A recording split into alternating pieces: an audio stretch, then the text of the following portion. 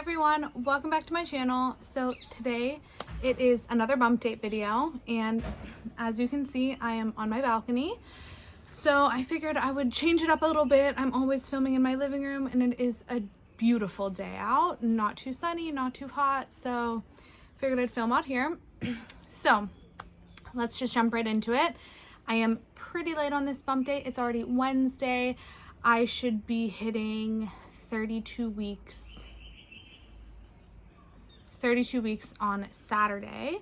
So I'm updating you on 30 weeks because that was my week prior. I'm in 31, my 31 week of pregnancy, 31th. How would you say that?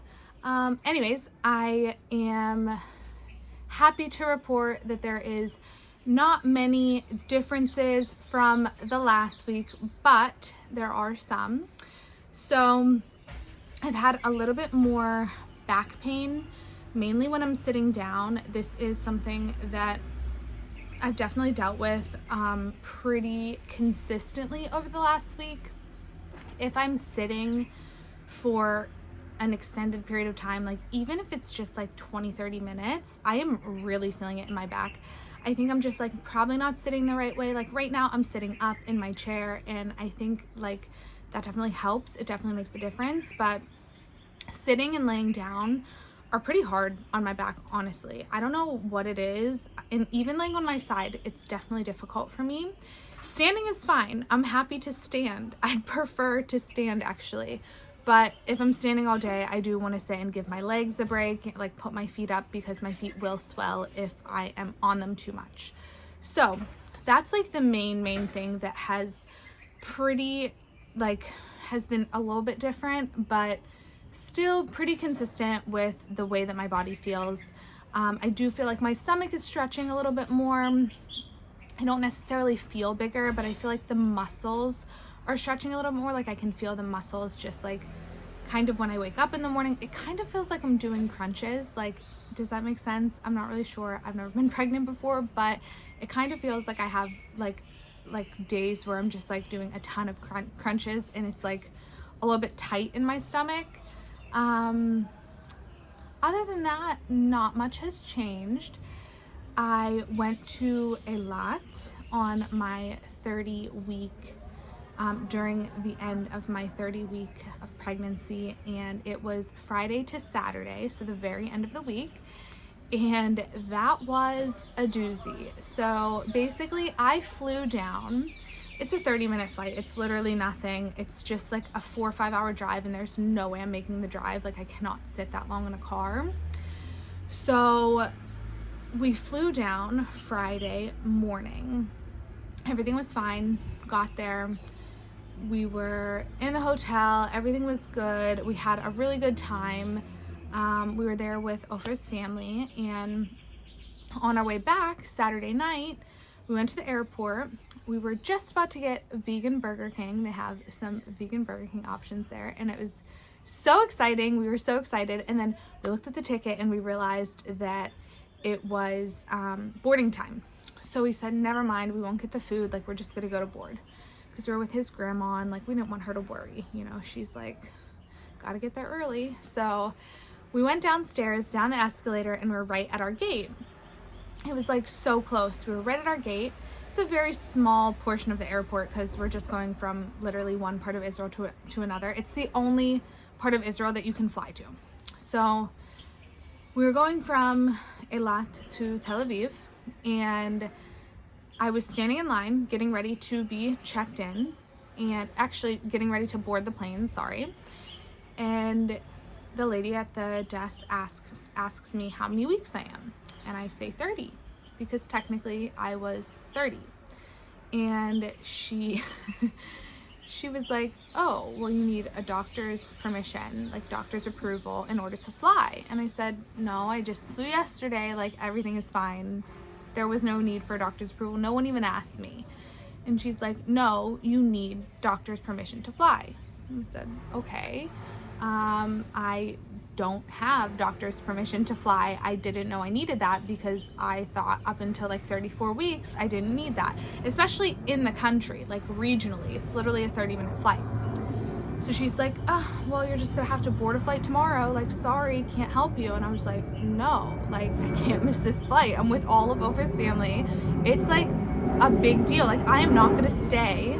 Sorry, there's an airplane. This is why I don't usually film outside. Yeah. So I said I was not going to stay for any extra time. I needed to figure out how I was going to make this happen. So we start like frantically trying to figure out if I have any like documentation that I have like a normal pregnancy. And we go onto like the website for the insurance, and you have like all of your documentation there that you've like all the tests that you've done. And I had my previous test that I did from a month ago, and it said that everything was fine, but it wasn't like a permission slip, you know. It wasn't like exactly what they wanted. And it said on the waiver that I had to sign that I needed anything over 27 weeks needed doctor's permission. So like I couldn't get out of this permission part. So it's, mind you, 8:00 on a Saturday night. No one is in my doctor's office. I have no way to get a hold of anyone, and I'm freaking out. Like, it's a Saturday night. No one is working. That's like Shabbat in Israel. Shabbat like just ended.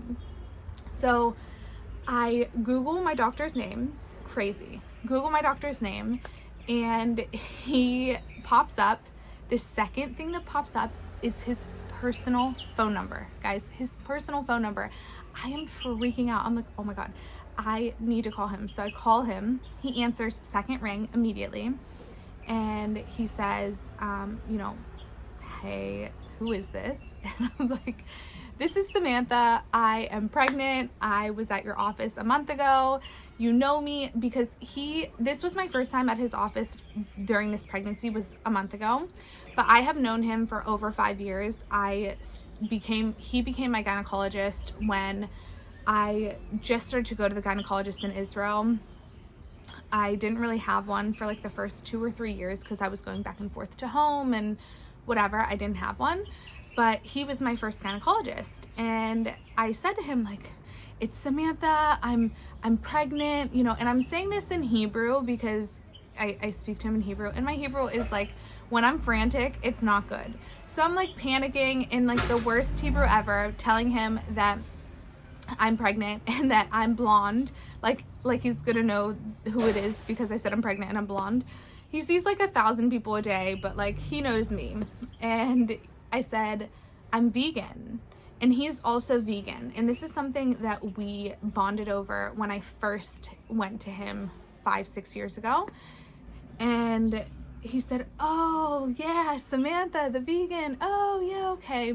So he's like, what can I do for you? And I'm like, I'm so sorry about the hour. I'm so sorry that I'm calling so late, but like, I am literally about to board a flight in 15 minutes, and they're telling me that I cannot board unless I have permission from you.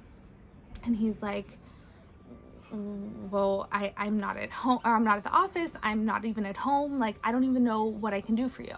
He said, I can send you a text message on WhatsApp, and, you know, I'm happy to approve your flight that way. And I said, they're saying it needs to be in handwriting. They're saying they need your signature. Like, it's this big thing. And he's like, I don't have access to paper and pen even. And I'm like, oh no, like, what am I gonna do? I'm panicking. I'm like, can't you like use the app on your phone, like the notes app, and like, you know, write your signature with your finger or something? He's like, no, I don't even know how to do that. Like, I don't have that. I don't have an iPhone. I only have an Android. And I'm like, oh my gosh, I'm like freaking out. He's like, I'll send you a WhatsApp. They should take it. And I'm like, okay. He sends me a WhatsApp, and the lady is like, no, they said it needs to be written. And I was like, but you didn't even ask them. You didn't even ask if this is considered permission or not. And he's like, no. She's like, no. Sorry about all the noise. So she said, sorry, this is, you know, not going to suffice. It's another airplane. Sorry, guys. So she's telling me, no way, no how. And I'm like, you need to speak to them. Because she's like on a walkie-talkie, like walkie-talkieing all of this back and forth with someone else.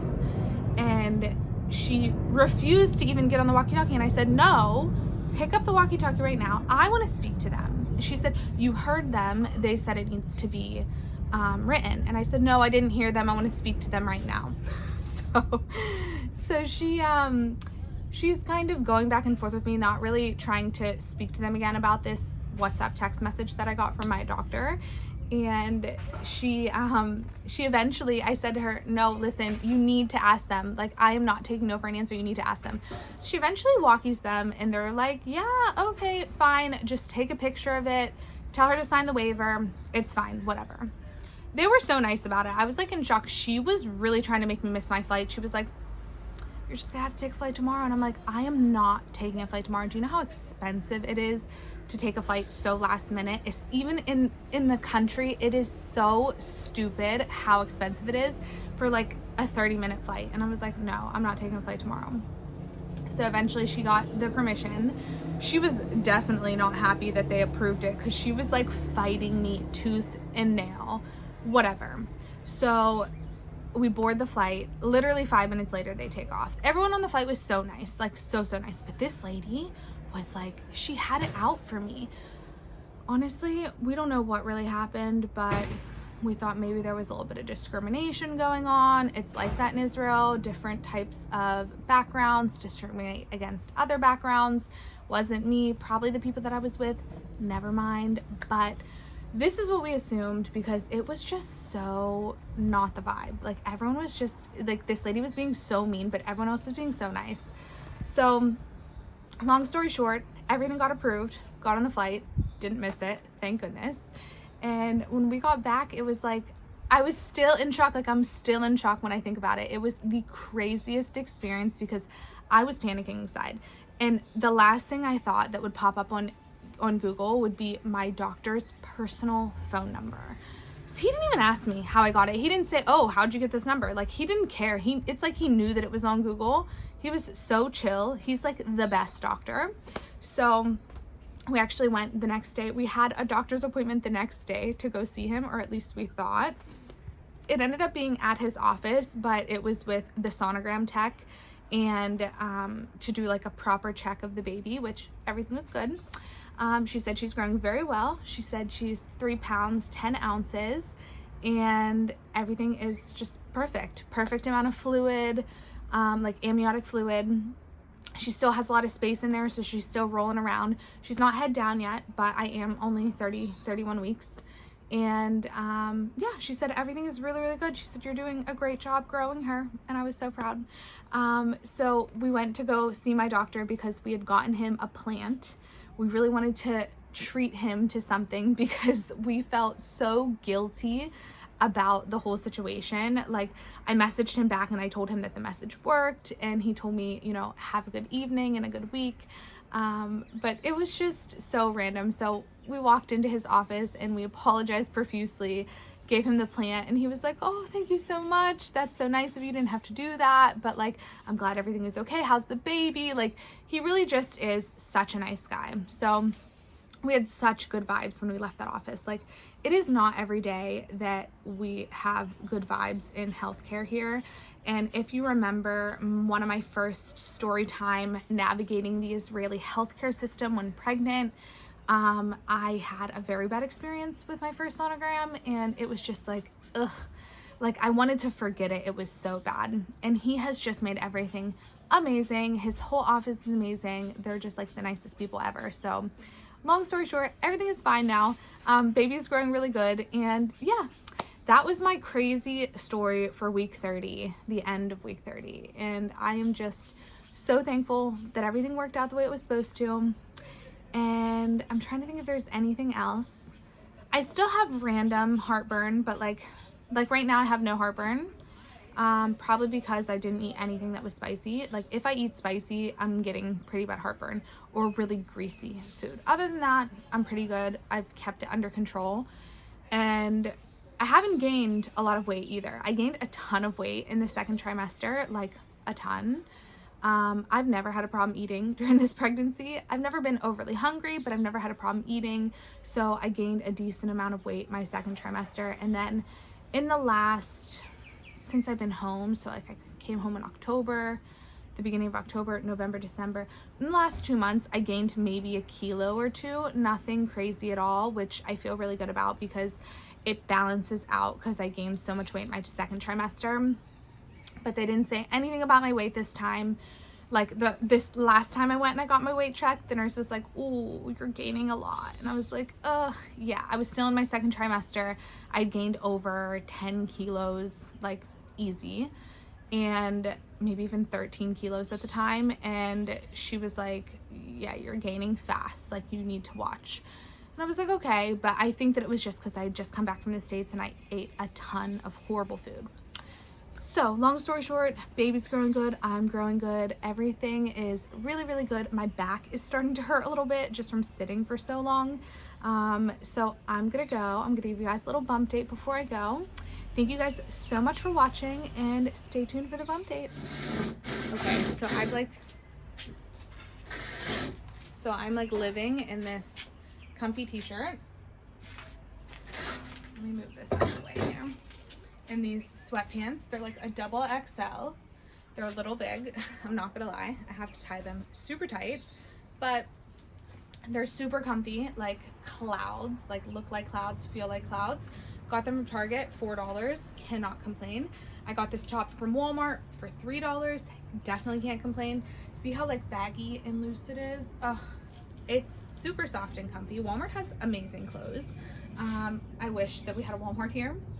So here's baby. I think she looks pretty similar to the last few months, to be honest. She has not grown, at least my stomach doesn't look like it's grown. She's grown really well, but my stomach feels very, very much the same. We have another plane. Sorry guys. We live like right over an airstrip, so this is why I don't film outside. It's like beautiful, but it's also like annoying.